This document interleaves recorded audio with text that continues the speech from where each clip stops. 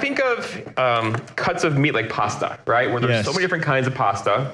The variety you pick makes a difference in terms of how the dish turns out.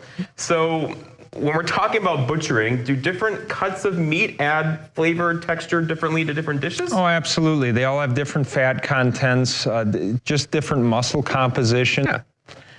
Agnes, you found your second calling.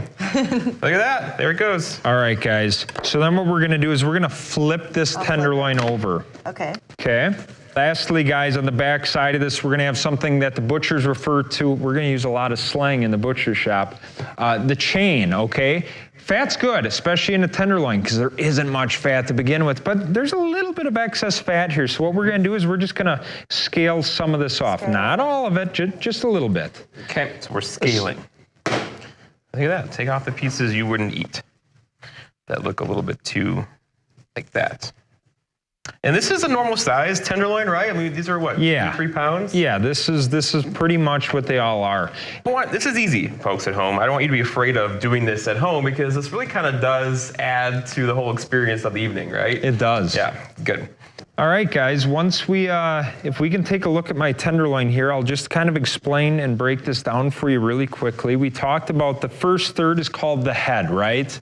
And typically you can make steaks out of that. So right here's about where I would cut it off for a roast. Okay. The center is what we talked about. That's where the steaks are coming from.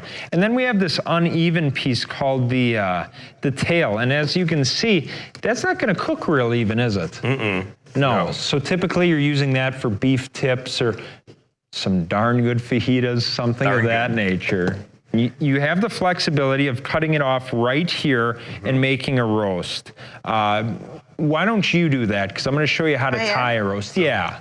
And I'm going to do mine a little bit different. Straight down. Perfect. So I just took this lobe right off the tenderloin, squared it off, and now we're just going to make steaks out of this. And we're just going to go ahead and steak this. So let's go ahead, let's steak this out. Cut it to whatever size you'd like. The big thing is making sure it's all consistent. So 2 fingers maybe? Oh, right here? Yeah.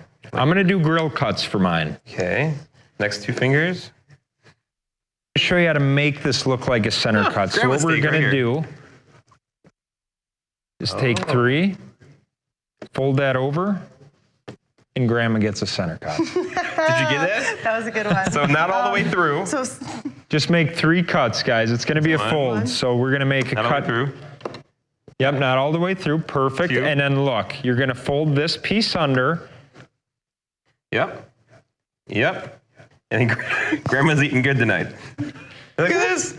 I'm just going to finish tying up here. I'm going to show you how to do a butcher's knot. Now, take these 2 strings, wrap this around the finger. I just made a loop, send this through, and then that's usually good enough, but I do a granny knot behind it, okay? We'll be right back after this.